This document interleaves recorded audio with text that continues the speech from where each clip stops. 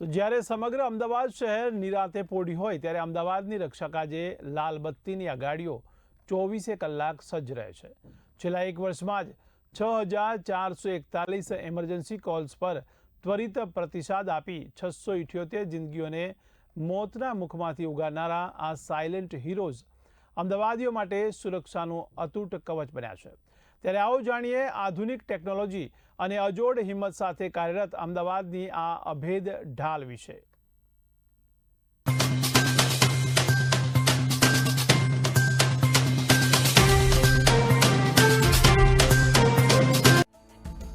Ahmedabad fire and emergency સર્વિસે છેલ્લા એક વર્ષમાં આગની 2835 ઘટનાઓ અને 3606 રેસ્ક્યુ ઓપરેશન સફળતાપૂર્વક પાર પાડ્યા છે। તાજેતરમાં જ પિલ્લર સાથે અથડાયેલી BRTS બસની કેબિનમાં ફસાયેલા ડ્રાઈવરને માત્ર 1 કલાકમાં સુરક્ષિત બહાર કાઢી જવાનોએ મોટી હોનારત ટાળી હતી। हमारे पास वेल इक्विप्ड फायर टेंडर्स है, जैसे इमरजेंसी फायर टेंडर और गजराज है, और फिर वॉल्वो का HPL भी है।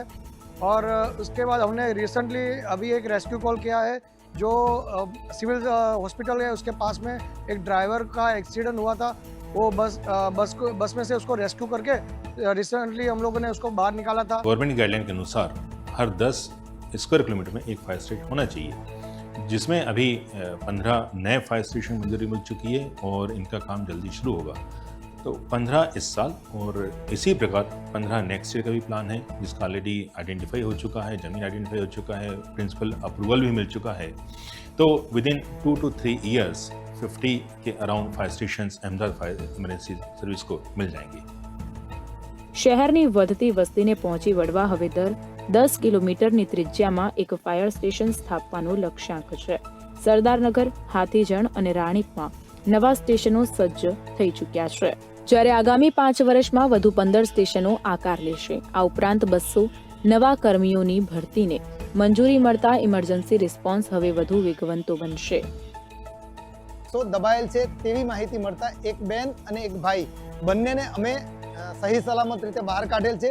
પરિસ્થિતિને ધ્યાનમાં લેતા આજુબાજુમાં ખૂબ જ ગીચ વિસ્તાર હોવાથી ત્યાં હેવી મશીનરીનો અમે ઉપયોગ નહોતા કરી શકતા, મેન્યુઅલી કામ કરવું પડે એવું હતું। 30 મિનિટની ભારે જહેમત બાદ અમે બંનેને બહાર કાઢવામાં સફળ રહ્યા। રેસ્ક્યુ ઓપરેશનમાં એ લોકો આવ્યા ત્યારે બધું એ લોકોએ 108 આવી ગઈ હતી અને રેસ્ક્યુવાળાએ બી જે મારા સાસુ અંદર દટાઈ ગયેલા હતા, આખા એમના પર લોખંડની આખી ટી ગડર પડી હતી, એમણે કાઢી હતી અને એ પછી એમને બહાર કાઢવામાં આવ્યા હતા અને એમને હોસ્પિટલમાં ખસેડાયા હતા।